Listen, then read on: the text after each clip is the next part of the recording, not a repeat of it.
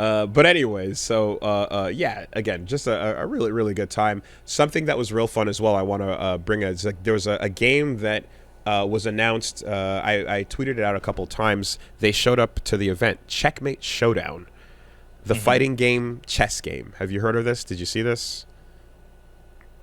Yes. Yes, Okay. I did.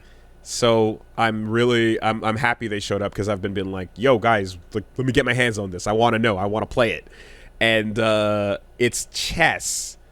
And then when you get into a fight, you get into a fighting game round, right? So cool as a concept. So they've really cleared, like, I know that they went through a couple different iterations, and they're working.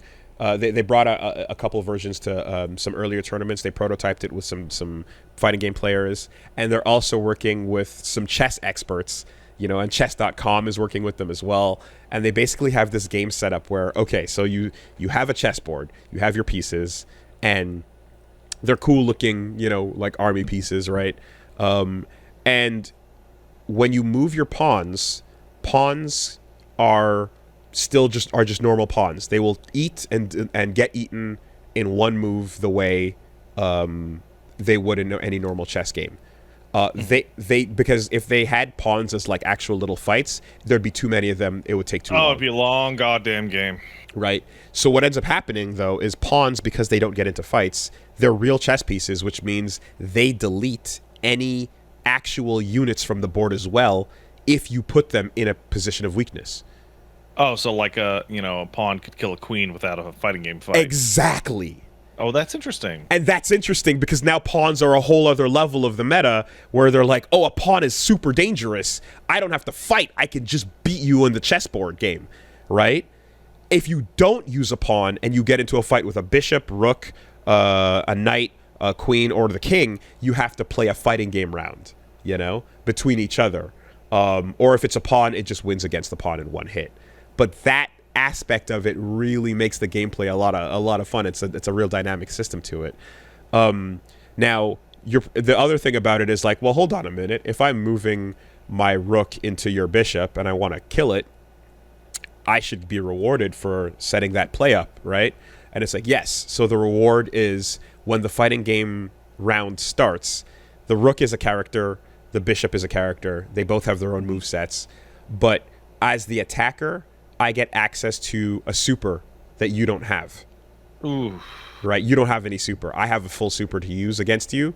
And if I positioned 2 units to be able to attack you and pincer you off, that second unit will be an assist for me as the attacker. Okay. So there's a real big advantage to being on the offense than on the defense. And if you're good, you can still fight it back, but there are situations where the life and damage you take on that unit will persist.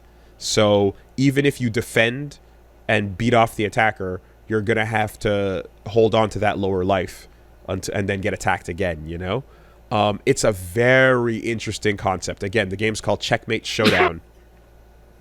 And yeah, when I saw the footage, I'm like, this is a brilliant concept.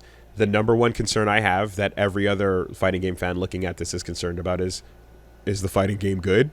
And I can say, thankfully, that like there's some fun, wild shit going on. There's the ability to air dash and like cross people up real dirty, do some fun mix-ups, If you challenge the king preemptively with a weaker unit, the king is a fucking beast with a giant hammer that can fight back, And there's no checkmate until the king dies. Oh, right? The king has to die. The Okay, king that's very different. The king has to die for the game to end. Very so different. if you have a checkmate setup, you still have to fight and beat the king with each of your units, Furthermore, if I just corner your king and immediately fight him and you don't win with all the advantage you would have, you lose the game immediately. So that's a whole other tactic to it that's really interesting. So yeah, there's other little things they've thought of as well that work out really well. Castling is in the game. It's very important. Promotion is in the game. You get a pawn to the end and you can promote it into another unit. A lot of that stuff is in there, but the whole thing is kind of set up in a way where the dev team is made up of a number of like competitive FGC fans and players and competitive chess players, you know, and like they're working together and kind of bringing this balance in of like, okay, if I'm a chess player, I can do this, but I don't have the fighting game strength. How far can I go? And if I'm a fighting game player, but I don't have the chess strength, how far can I go? You know, and you can get setups probably where like a good chess player can use the pawns in the meta to like delete units for on the board before the fighting game player gets a chance to use them, you know, and it's a whole fun setup. And yeah, they're planning some good stuff. I'm looking forward to it. I want like when the game's gonna drop at some point soon, and you know, gonna take a look. But like I know one of the ideas they're talking about is like having like a setup where you have a chess expert and a fighting game expert sitting together, playing as a team, and like, you know, you can kind of work both the board and the fights and see who overcomes, you know. So yeah, go check out Checkmate, Showdown, wishlist it, and you know, there'll be more from that in the future. And yeah, shout out to the team. They're from Montreal. They're working on a fun ass concept. And like from the little bit of time I got in touching the characters in match, I'm like, oh, the Rook is a giant grappler with an SPD. That makes sense. That's no, that makes perfect sense. Right, as big a wall. Straight line tackle, big grab. You know, the bishop was kind of quick and nimble and had the ability to slide around and hit those angles, you know.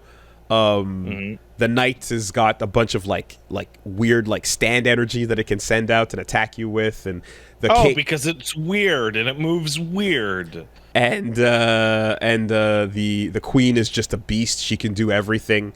She has amazing mobility, amazing attacks, amazing utility overall. And the king is just a wall as well, like a big hammer, just defender, and uses a pawns to like do his bidding as like little summons, you know. So the archetypes are really fun and well thought out as well. Yeah.